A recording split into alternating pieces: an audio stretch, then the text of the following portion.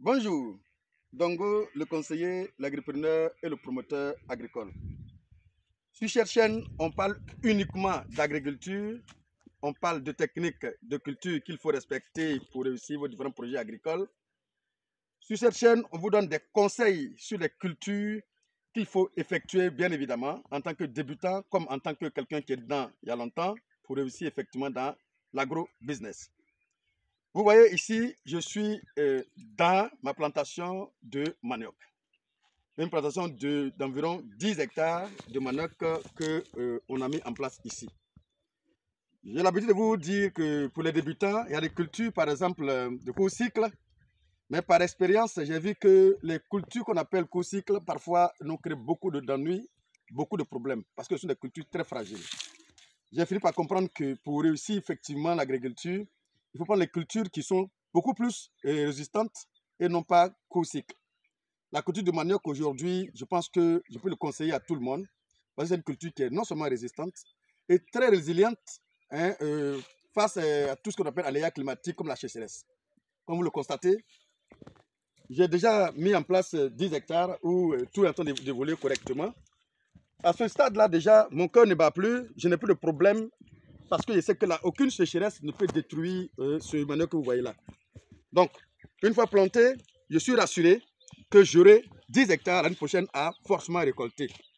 Contrairement aux cultures, par exemple, de gombo qu'on me fait voir toujours, ou encore de tomates et aubergines qu'on me fait voir toujours, qui sont détruits à tout moment, qui se gâtent à tout moment.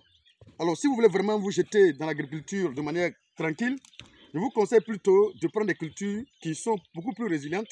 En l'occurrence, moi, j'ai choisi le manioc parce que j'ai une usine de manioc en miniature qui est en train de se construire tout doucement. Et là, ce n'est que la phase pilote, mais j'ai plus de 500 hectares qui est en train d'être nettoyé actuellement. Et à partir de là, je pense que je suis tranquille pour mener à bien tout ce que je vais faire.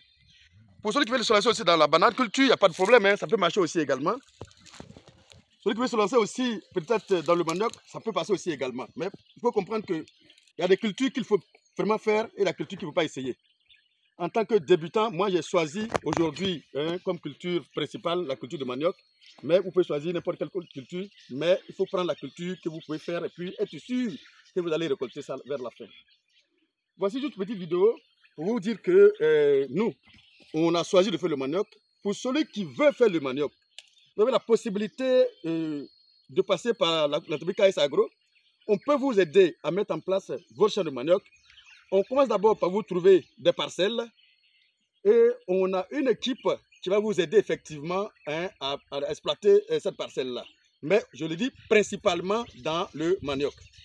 Les autres cultures, pour l'heure, on ne le fait pas parce que je vous ai dit que ce sont des cultures capricieuses. Donc, du coup, on ne se jette pas dans les cultures où on sait qu'on ne va pas vous donner des résultats.